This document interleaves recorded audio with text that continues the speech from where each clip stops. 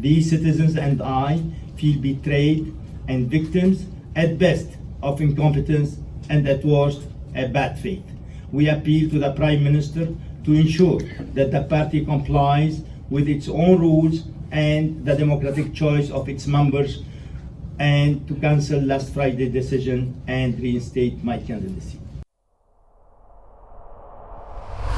David Menzies for the Rebel.media here in Montreal, specifically the riding of Saint-Leonard-Saint-Michel. And of course, this was the riding that was going to be represented by Hassan Guillet for the Liberal Party until, that is, last Friday when Brith issued a press release outlining some questionable social media postings about Mr. Guillet that were anti-Israel and anti-Semitic.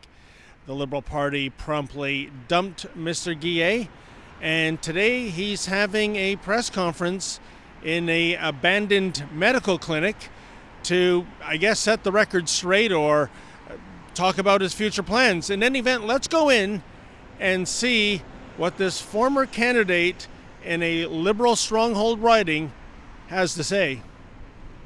I am completely shocked by the decision of the Liberal Party of Canada to unilaterally withdraw my candidacy 3 months after having won the nomination race democratically according to the rules of the party itself. That decision came after accusations of anti-Semitism alleged by Brith based on some public writings on my Facebook page more than 2 years ago. I confirm that I'm not anti-Semitic.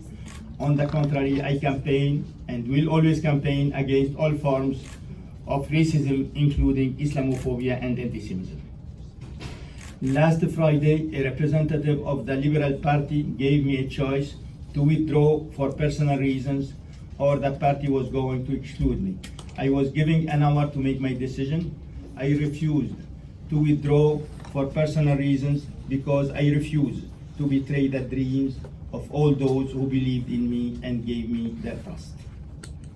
When the Liberal Party of Canada discussed with me my candidacy 2 years ago, publications on my Facebook page were public. The party either knew or should have known what it contained. Why then, if these words were so problematic, my candidacy was accepted? Who had an interest in aborting the dialogue?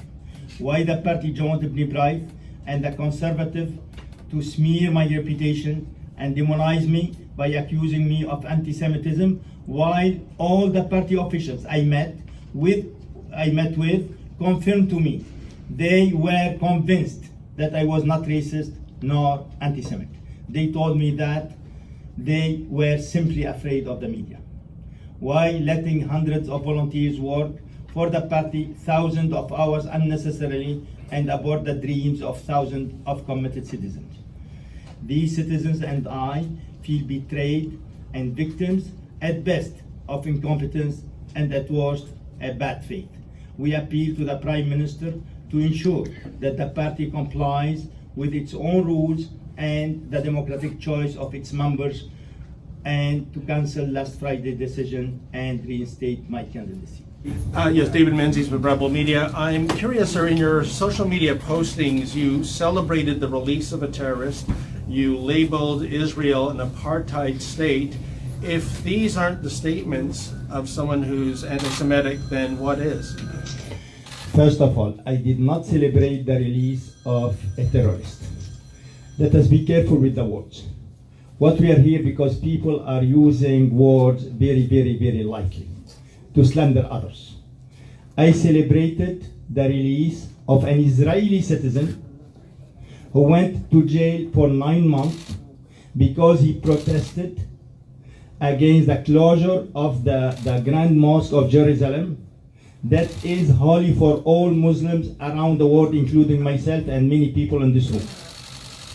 And I would like to make people realize that if this person was demonstrating here in the streets of Montreal, he wouldn't be in jail. In addition, the occupation of Jerusalem is not recognized by the Canadian government, is not recognized by the UN, is not recognized by international law. So myself, I celebrated the release of a person that he was in jail. Now, if this person had other things at the time I weren't aware of, I'm not responsible of that. But sir, you deleted these comments a few months ago. If there were nothing wrong with them, then why did you delete them? Okay, I will answer this and then we'll give the chance to other ask questions. We have many people here. I deleted them after I had the discussion with the responsible of the Liberal Party, and then I realized that it's causing some problems to some people within the Liberal Party. And I'm a person of dialogue, and I want solutions. I don't want problems, and this is why I deleted them. So injustice and hypocrisy has to stop now. And basically, Hassan, as a Jew and a friend, I want to thank you very much for welcoming me into your family and into your home. And also, I am very, very grateful for your support and guidance to introduce me to the Islamic cultural community in Saint-Jean-sur-Richelieu, where I had the chance to work with them and still do today to foster positive relationships between the entire community and to work against hate, anti-Semitism, Islamophobia. And I want you to know you're being slandered, and you're not alone, because all of us who support you are equally slandered, Hassan. Do you think the Liberal Party did the right thing, or should they have stood by this man who you obviously still support? They did the right thing to try to get elected. They did the wrong thing for the people of Canada. That's interesting. A power move. It's interesting you say that, because this is indeed a Liberal stronghold. I'm wondering if Mr. Guillet could have been exposed to this criticism and still win nevertheless. Absolutely. He's going to win no matter what. Okay. Maybe not the election, but maybe yes. But he is a winner. The Liberal Party is a loser. And it's transparent to the people of Canada. Well, in summary, Hassan Guillet had basically three things to say. Essentially, that he remains absolutely shocked that he was removed as a candidate. Secondly, he says he is in no way an anti-Semite, quite the contrary. And thirdly, his concluding remarks were kind of curious. He states, when the Liberal Party of Canada discussed with me my candidacy 2 years ago, publications on my Facebook page were public. The party either knew or should have known what it contained. Why then, if these words were so problematic, was my candidacy accepted? So in other words, folks, it's almost as though he's blaming the Liberal Party for not catching any inflammatory remarks that he posted that led to him being removed as a candidate in the first place. I guess at the end of the day, this is yet another cautionary tale that the internet is forever. For the Rebel.media, I'm David the Menzoid Menzies. Hey folks, if you like that video, please press like and subscribe and never miss another Rebel video.